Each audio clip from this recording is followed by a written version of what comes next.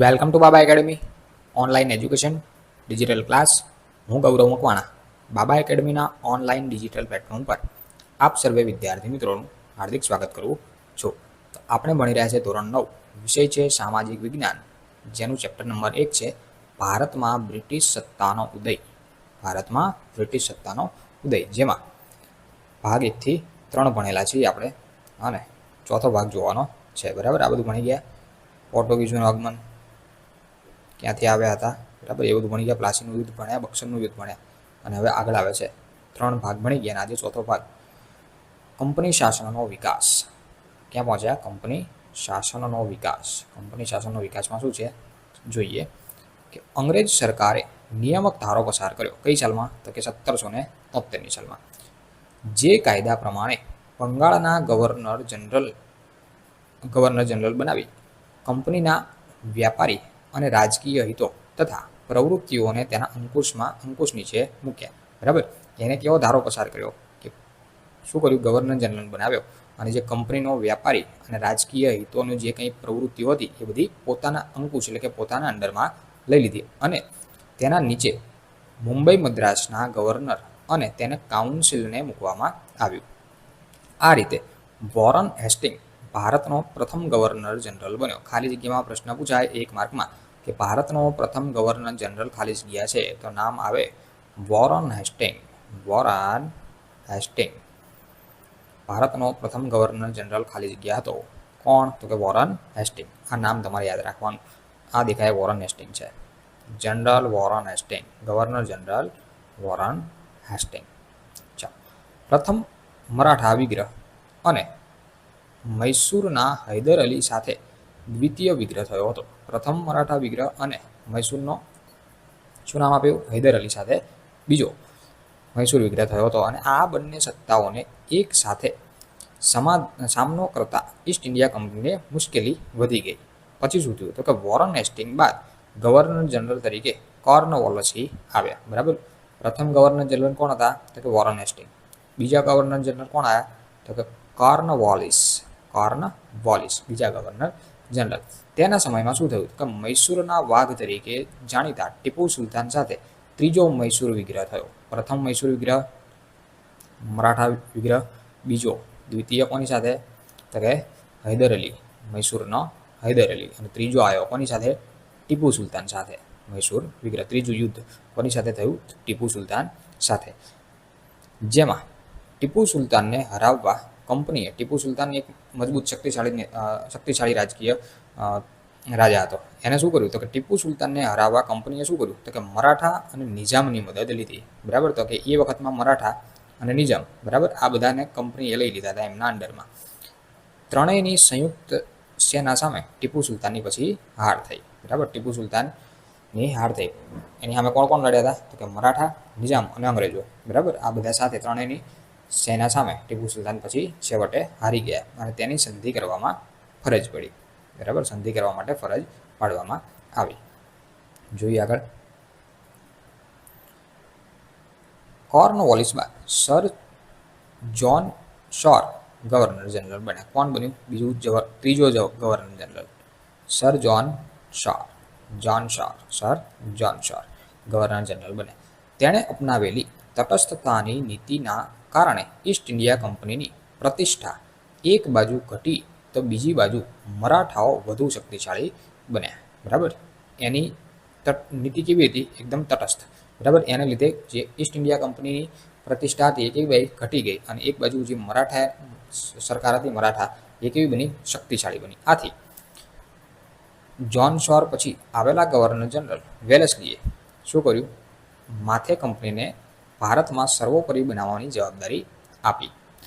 આ માટે વેલેસ્લીએ સહાયકારી સૈન્યની યોજના દાખલ કરી. બરાબર, કઈ યોજના? સહાયકારી સૈન્યની યોજના દાખલ કરી. કોને? વેલેસ્લીએ. આ લગભગ ચોથો આવ્યો. સરકારી યોજનાની શરતો અપનાવેલ રાજ્યો નીચે મુજબની કંઈક શરત હતી. બરાબર, સહાયકારી સૈન્યોની શરત શું હતી? તો અહીંયા તમને કોષ્ટકમાં આપેલી છે. તો કે એવું લખ્યું છે કે કંપની સરકાર તાલીમ પામેલું સૈન્ય યોજનાના સ્વીકારનાર રાજ્યને આપશે. આ સૈન્ય રાજ્યના આંતરિક અને બાહ્ય કાર્ય આક્રમણથી રાજ્યનું રક્ષણ કરશે. બરાબર, બાહ્ય કે આંતરિક રક્ષણ આક્રમણ થાય તો શું કરશે? રક્ષણ કરશે સૈન્ય. તેના બદલામાં યોજના સ્વીકારનારને રાજાઓએ લશ્કરી ખર્ચ અથવા તેટલી આવક ધરાવતો પ્રદેશ અંગ્રેજોને આપવાનો. બરાબર, આના બદલામાં એને શું આપવાનું? તો કે અંગ્રેજોને એટલો ખર્ચ કાં તો પ્રદેશ અંગ્રેજોને આપવાનો રહેશે. અંગ્રેજની પરવાનગી વિના રાજ્ય અને રાજ્ય સાથે યુદ્ધ કે સંધિ કરી શકે નહીં. બરાબર, અંગ્રેજોની પરવાનગી લેવાની. બરાબર, પછી કોઈની સાથે સમાધાન કાં તો યુદ્ધ કરી શકે. રાજ્યના દરબારમાં એક અંગ્રેજ પ્રતિનિધિ રાખવો. બરાબર, તમારું આખું સૈન્ય ગમે એટલું હોય પણ એની અંદર સર્વોચ્ચ સ્થાન ઉપર એક પ્રતિનિધિ, એક અંગ્રેજ હોવો જોઈએ. અંગ્રેજોનો માણસ. બરાબર, અંગ્રેજ હોવો જોઈએ. અન્ય વિદેશી પોતાના રાજ્યમાં નોકરીએ રાખવો નહીં. બરાબર, અન્ય વિદેશીને, બરાબર, અંગ્રેજો સિવાય બીજા કોઈને અહીંયા નોકરી પર રાખવો નહીં. આ બધી એમની શું હતી? સહાયકારી યોજનાઓ હતી, એની શરતો હતી. સહાયકારી જે યોજના આપી હતી એની શું હતી? આ બધી શરતો. રાજ્યો કયા કયા હતા શાસકોને અપનાવેલ રાજ્યો? તો કે નિઝામ, મૈસૂર, અવધ, ગાયકવાડ, સિંધિયા, ભોંસલે અને હોલકર. બરાબર, ભોંસલેમાં કોણ આવતા હતા? છત્રપતિ શિવાજી રાજે ભોંસલે. બરાબર, એ ભોંસલે પરિવારમાંથી આવતા હતા. બરાબર, તો આ તમે જો એક ચિત્ર જોઈ શકો છો, એટલે કે અંગ્રેજ જે છે કે આ રીતે કંઈ જાળમાં નતા પૂર્યા. બરાબર, આ એક વસ્તુ એવું બતાવે છે કે અંગ્રેજ જે પ્રમાણે તમને નચાવે એ પ્રમાણે તમારે નાચવાનું હતું. બરાબર, એ કે આમ કરો, આમ કરવાનું, પહેલું કરો તો પેલું કરવાનું. બરાબર, એટલે કે અંગ્રેજોના હાથમાં બધી સત્તા ટોટલી, રાજાઓનું રાજ ખરું. બરાબર, પણ અંગ્રેજ કે એમ કરવાનું, એવું કંઈક હતું. બરાબર, એ વખતમાં વેલેસ્લીએ અને સહકારી સૈન્યની યોજના, કંઈક આવી યોજના હતી જે તમે ચિત્રમાં જોઈ શકો છો. આ યોજના એક મીઠા ઝેર સમાન હતી. યોજના કેવી હતી? એક મીઠા ઝેર સમાન. ઝેર ખરું પણ મીઠું. બરાબર, મીઠા ઝેર સમાન. આ યોજનાઓનો અમલ કરી વેલેસ્લીએ ઘણા પ્રદેશો ઈસ્ટ ઇન્ડિયા કંપનીમાં જોડી દીધા હતા. બરાબર, વેલેસ્લીએ શું કર્યું હતું? ઈસ્ટ ઇન્ડિયા કંપનીમાં ઘણા બધા ભારત દેશના પ્રદેશો એવા હતા જે અંગ્રેજોએ જોડી દીધા હતા. ગવર્નર જનરલ વેલેસ્લીએ ટીપુને સહાયકારી યોજના સ્વીકારવામાં જણાવ્યું, જેનો ઇનકાર કર્યો. બરાબર, યોજના ના સ્વીકારવાનો ઇનકાર થતાં કંપનીએ નિઝામને સાથ ભેળવી મૈસૂર ઉપર આક્રમણ કરવાનું શરૂ કર્યું. કઈ સાલમાં? 1799 સાલમાં. આ ચોથા મૈસૂર વિગ્રહ દરમિયાન ટીપુ સુલતાન, એટલે કે ટીપુ અંગ્રેજો સામે લડતા મૃત્યુ પામ્યો. બરાબર, ચોથો વિગ્રહ થયો એ વખતમાં ટીપુ સુલતાન શું થયા? મૃત્યુ પામ્યા અંગ્રેજો સામે લડતા. વેલેસ્લી બાદ ભારતમાં ગવર્નર જનરલ તરીકે હેસ્ટિંગ આવ્યો. બરાબર, વેલેસ્લી પછી કોણ આવ્યું? હેસ્ટિંગ. તેણે નેપાળ સાથે યુદ્ધ કરી ગુરખાઓને લશ્કરમાં કર્યા. બરાબર, સામેલ કરી દીધા. ગુરખાઓ હતા એમને પણ લશ્કરમાં સામેલ કરવાના.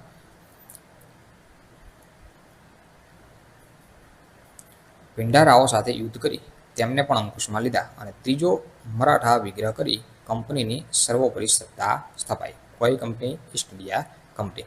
વિલિયમ બેન્ટિંગ ભારતમાં અગાઉ ગવર્નર જનરલોની સરખામણીમાં ઉદાર ગવર્નર જનરલ હતો. બરાબર, આગળ કેટલા થઈ ગયા? 3 કે 4 ત્રણ ગવર્નર જનરલ થઈ ગયા. એની અંદર આ ચોથો જે હતો એ કેવો હતો? ઉદાર ગવર્નર જનરલ હતો. અગાઉના ગવર્નર જનરલોએ અપનાવેલી સામ્રાજ્યવાદી નીતિ રાજ્યમાં જે અસંતોષ ઊભો થયો હતો તે અસંતોષ એકતા ઊભી ન થાય તે માટે તેને શું કર્યું? ઉદાર મતવાદ જે નીતિ હતી એનો કાર્યો કર્યા. ભારતમાં ગવર્નર જનરલ તરીકે ડેલહાઉસી આવ્યો. બરાબર, કઈ સાલમાં? 1848ની સાલમાં ભારતમાં ગવર્નર જનરલ તરીકે કોણ આવ્યો પછી? ડેલહાઉસી. તે ઉગ્ર સમાજવાદી માનસ ધરાવતો હતો. બરાબર, એની વિચારધારા કેવી હતી? ઉગ્ર સમાજવાદી માનસ ધરાવતો હતો. તેણે સામ્રાજ્યવાદી નીતિને પોષવા અને કંપનીને રાજ્ય વિસ્તાર વધારવા જીપ્તી અને ખાલસા નીતિ અપનાવી. કઈ નીતિ અપનાવી? જીપ્તી અને ખાલસા નીતિ. કોને અપનાવી? ડેલહાઉસીએ. બરાબર, ડેલહાઉસી કેવો હતો? તો કે ઉગ્ર સમાજવાદ માનસ ધરાવતો હતો. બરાબર, એને શું અપનાવ્યું? તો કે જીપ્તી અને ખાલસા નીતિ. ખાલસા નીતિ શું હતી? ડેલહાઉસીની ખાલસા નીતિ શું હતી? તો કે અહીંયા તમને આપ્યું છે. તો કે ખાલસા નીતિ કંઈક કેવી હતી? તો કે યુદ્ધ દ્વારા ખાલસા. બરાબર, યુદ્ધ દ્વારા પોતાની અંડરમાં લઈ લીધું. કોને લઈ લીધું? તો કે પંજાબ અને પેગુ, આ બંનેને યુદ્ધ દ્વારા. પછી બીજું તો કે રાજા અપુત્ર અવસાન પામતા રાજ્યને ખાલસા કર્યું. બરાબર, એટલે કે સતારા, કે ત્યાં કોઈ રાજા નથી. પછી જૈતપુર, સંબલપુર, ઉદયપુર, ઝાંસી, બખાત અને નાગપુર, અહીંયા કોઈ રાજા નથી. બરાબર, અપુત્ર છે, અપુત્ર હતા અને અવસાન પામી ગયા. બરાબર, એવી જગ્યા હતી. બરાબર, તો કે કોઈ રાજા છે નહીં, તો કે આપણે અંદરમાં લઈ લઈએ. પછી ગેરવહીવટીના બહાને, ગેરવહીવટીના બહાને કોને લીધું અંદરમાં? તો કે અવધને. કરજની ઉઘરાણીની તળે, એ કોને લીધું? તો કે નિજામનો વરાડ પ્રાંત, નિજામનો વરાડ પ્રાંત. અને નામ માત્રની સત્તાનો અંત લાવી પછી કોને ખાલસા કર્યું? તો કે કર્ણાટક અને તાંજોર. બરાબર, આટલા પ્રદેશો જે હતા, બરાબર, એ ડેલહાઉસીએ એની ખાલસા નીતિ અપનાવી અને પોતાની અંડરમાં લઈ લીધા, એટલે કે અંગ્રેજોની અંડરમાં જતા રહ્યા. ડેલહાઉસી સામ્રાજ્યવાદી સાથે સુધારાવાદી પણ હતો. બરાબર, સામ્રાજ્યવાદી નેતા તો હતો, પણ સાથે સાથે કયો? સુધારાવાદી, કંઈક સુધારો કરવાવાળો પણ એ હતો. તેના સમયમાં ભારતમાં પ્રથમ રેલવે ઈસવીસન 1853માં મુંબઈ થાણા વચ્ચે શરૂ કરવામાં આવી. અંડરલાઈન કરવી. બરાબર, ભારતમાં પ્રથમ રેલવે કઈ સાલમાં અને ક્યાં શરૂ થઈ? તો કે 1853ની સાલમાં મુંબઈ થાણા વચ્ચે શરૂઆત થઈ હતી. 1853ની સાલમાં ભારતની અંદર પ્રથમ રેલવે મુંબઈ થાણા વચ્ચે શરૂઆત થઈ હતી. ભારતમાં ઇંગ્લેન્ડમાં તાર વ્યવહાર, ભારત અને ઇંગ્લેન્ડ વચ્ચેનો તાર વ્યવહાર. બરાબર, સંદેશાની આપલે. જાહેર બાંધકામ ખાતાની સ્થાપના, જાહેર બાંધકામની સ્થાપનાની શરૂઆત કરી. કોને કરી? ડેલહાઉસીએ. બરાબર, એ કેવો? સુધારાવાદક હતો. અંગ્રેજ કેળવણીની વ્યવસ્થા વગેરેની શરૂઆત કરી. વિધવા પુનર્વિવાહ. બરાબર, કોઈ સ્ત્રી વિધવા થાય છે તો એને ફરી વખત લગ્ન કરાવવા. જે તે વખતમાં એવું કંઈ હતું નહીં. બાળ લગ્ન પ્રતિબંધ. બરાબર, બાળકોના નાનપણમાં લગ્ન થઈ જાય તો એની પર પ્રતિબંધ મૂક્યો. કોને? ડેલહાઉસીએ. તેના સમયમાં આ બધી સમયમાં પસાર થયા હતા. બરાબર, આવા ધારા એના સમયમાં પસાર કરવામાં આવ્યા હતા. ડેલહાઉસીના સમયમાં કયો ધારો સુધારાવાદી પસાર થયો હતો? સુધારાવાદી તરીકે કયો ધારો એને પસાર કર્યો હતો? કે એને મુંબઈ થાણા વચ્ચે 1853ની સાલમાં શું શરૂઆત કરી? રેલવેની, ભારતની પ્રથમ રેલવે. પછી ભારત અને ઇંગ્લેન્ડ વચ્ચે તાર વ્યવહારની શરૂઆત કરી, એકબીજાને સંદેશો મોકલવા માટેની. પછી જાહેર બાંધકામની સ્થાપના કરી. અંગ્રેજી કેળવણીની વ્યવસ્થા કંઈકની શરૂઆત કરી. પછી વિધવા પુનઃ લગ્ન. બરાબર, જે તે સમયમાં કોઈનો પતિ મરી જાય તો જે સ્ત્રી જે છે એને ફરી વખત લગ્ન થાય નહીં. બરાબર, સફેદ સાડી પહેરી અને બહાર જ રહેવાનું, ગામની બહાર. બરાબર, એવી કંઈક પ્રથા હતી. તો એને શું કર્યું? વિધવા પુનઃ લગ્ન કરવાનું શરૂઆત કરી. બરાબર, બાળ લગ્ન ઉપર પ્રતિબંધ, આવા બધા ધારાઓ પસાર કરવામાં આવ્યો. 1857ના પ્લાસીના યુદ્ધથી શરૂ કરીને 100 વર્ષના સમયમાં કંપનીની સત્તા અને સામ્રાજ્ય બંને વધ્યા. પરંતુ તેમ કરતાં ભારતના રાજ્યોના અસંતોષનો સામનો તેને કરવો પડ્યો હતો. અને આ સંતોષ અંતે 1857ના પ્રથમ સ્વતંત્ર સંગ્રામ સ્વરૂપે બહાર આવ્યો હતો. બરાબર, તો આવી કંઈક ખાલસા નીતિ ભારતની અંદર હતી ડેલહાઉસીની. બરાબર, પછી આગળ આવે છે કંપની શાસનની આર્થિક અસરો. બરાબર, પૈસે ટકે આર્થિક અસર કેવી હતી? તો એ પછી આપણે નેક્સ્ટ લેક્ચરની અંદર જોઈશું. તો અહીંયા સુધી રાખીએ છીએ. સો થેન્ક્સ ફોર અટેન્ડિંગ.